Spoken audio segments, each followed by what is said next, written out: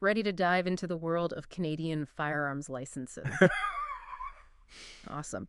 So I'm guessing, the basics, but let's get on the same page here. We've got articles, FAQs, even some historical stuff about how to navigate this whole system. Yeah. And today we're going to untangle this web of regulations, explore like the why behind them. Mm. And yes, we'll even decode those very Canadian acronyms, PL, PO, and FAC.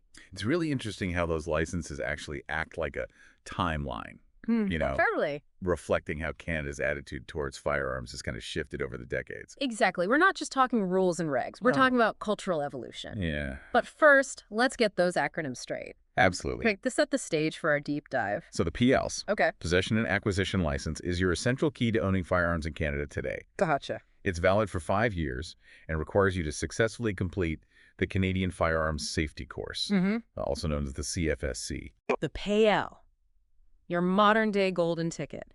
But our sources mention these other licenses like the POL and FAC. Sounds like relics from a bygone era. You could say that. Mm-hmm. So the POL, or Possession Only License, predates the PL, Okay. and it allowed owners to keep firearms they already had, Yeah. but they couldn't buy new ones. Oh, interesting. And then before the POL, there was the FAC, Firearms Acquisition Certificate. Think of it as like the grandparent Oh, wow. of Canadian firearms licenses, used from 1977 to 1995. Wow.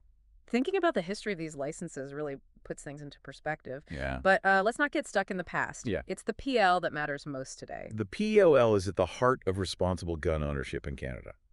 It's not just about acquiring a firearm. It's about demonstrating the knowledge Mm-hmm. and competence to handle it safely. Makes total sense. And this is where the CFSC comes in, right? Right. 8 hours of training. Yep. Written and practical tests. You really need to know your stuff. Precisely. The CFSC ensures that anyone handling a firearm in Canada has a really solid foundation in safety. This course covers everything from safe handling and storage to the laws of gun ownership and all the responsibilities that come with it. It's like building a house. You need a strong foundation before you even think about putting up the walls. Yeah, great analogy. And the CFSC provides that solid base for safe and responsible gun ownership. And it's not just about memorizing the rules, it's about instilling a culture of safety and responsibility that benefits everyone, not just gun owners. Right. Speaking of the CFSC, our sources mention that BC Firearms Academy offers some free study materials online. Oh, yeah. That's a great resource for anyone wanting to get a head start. Absolutely. Knowledge is power. Especially when it comes to firearms. The more you know, the better prepared you'll be. Now, I know there are a lot of questions and maybe even some myths floating around about the PLL. Oh, for sure. Let's tackle those head on, shall we? Let's do it. Okay. So one common question we hear is, can you skip the PL and go straight for an RPL, a restricted possession and acquisition license? Right. And the answer is a resounding no. Okay. The PL is the foundation. It's the first step. You need it before you can even think about an RPL. No shortcuts. You've got to master the basics before you can level up. Another frequent question is about age limits. Mm-hmm. You must be 18 years old to obtain a full PL. Yeah. But there are provisions for minors between the ages of 12 and 17. They can get a minor's license, Oh, okay. which allows them to do things like target shooting, but always under the supervision of a licensed adult. Safety first. Always, especially when it comes to firearms. And another thing that came up in our research was, what happens if your PL expires? Renewing on time is crucial. You don't want to lose your privileges Right. and have to start that whole application process again, which, trust me, takes time. Right. No one wants to be stuck in paperwork limbo. So set a reminder, folks. Don't let that PL lapse. Exactly. So we've talked about like the, what? The PIL, the CFSC. Right.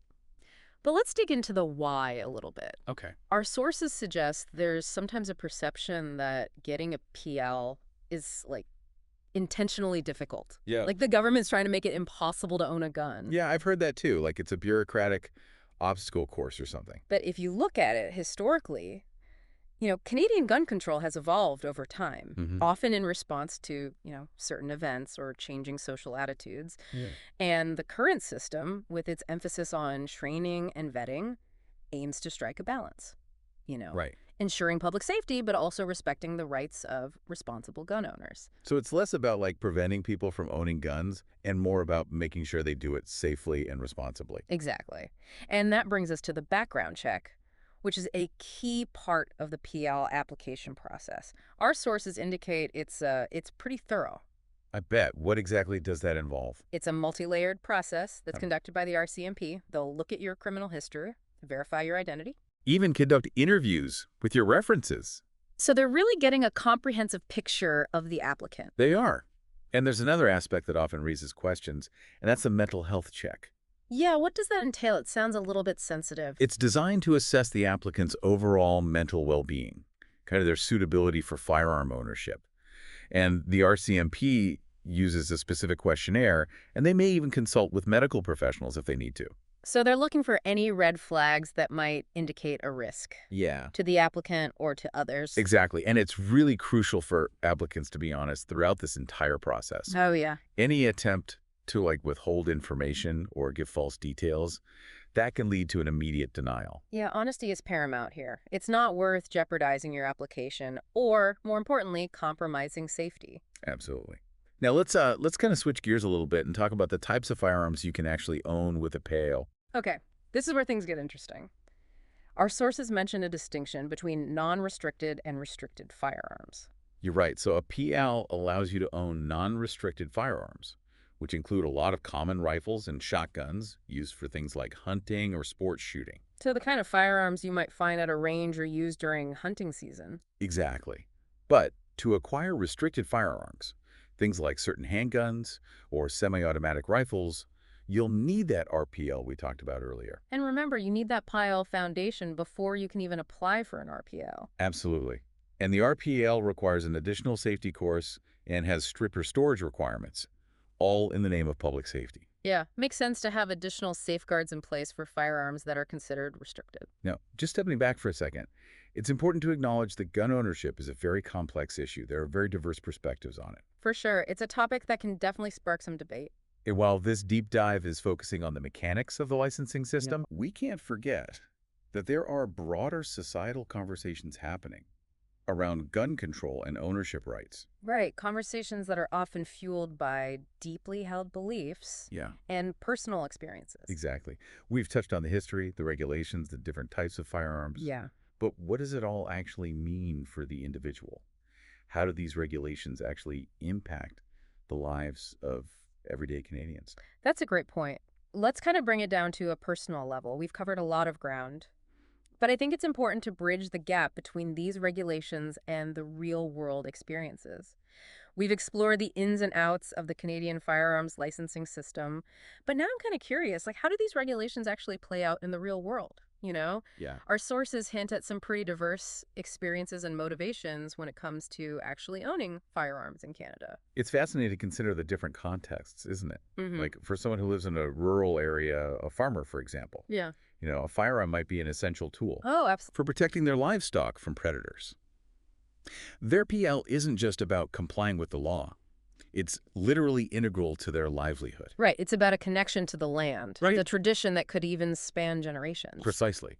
And then you have, someone who's passionate about sport shooting, whether it's, competitive target shooting or just the joy of recreational shooting at a range. Hi. For them, the PL kind of opens a door to a community, to a shared hobby that's built on skill and a real deep respect for safety. It's about camaraderie, shared passion, Yeah. and striving for excellence within a very clear set of rules. And of course, there are those who choose to own firearms for personal protection, Yeah. which is, it's a more nuanced and often debated aspect of gun ownership. But it's important to recognize that for some people, a firearm represents peace of mind, a sense of security in a world that can feel uncertain at times. It's a deeply personal decision, one that often comes from a desire to protect themselves and their loved ones. Absolutely. And in each of these cases, the Canadian firearms licensing system serves a purpose. Right. Yeah, it ensures that people who choose to own firearms are properly trained, thoroughly vetted, and held accountable for their actions. It's about striking that balance, Yeah. right? Respecting individual choices, but also safeguarding the well-being of the community. Exactly. And, the ongoing conversation around gun control in Canada often comes back to this idea of balance, finding solutions that address the concerns but also uphold rights and recognize the different needs and perspectives across the country.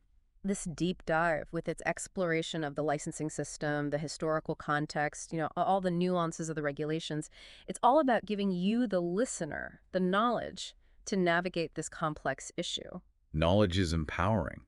It lets people form their own opinions, have thoughtful discussions, and contribute to a more balanced and constructive dialogue, right? So, as we wrap up this exploration of Canadian firearms licenses, we really want you to reflect on what you've learned. Consider how this system, with its focus on safety, training, and responsibility, fits into the larger conversation about gun ownership in Canada. Yeah. What resonates with you? What questions do you still have? What insights are you going to take with you? This deep dive has given you a foundation, a starting point for you to do your own exploring. Yeah. So keep learning, keep engaging, and form your own perspective on this multifaceted issue. Until next time, stay curious, stay informed, and keep diving deep.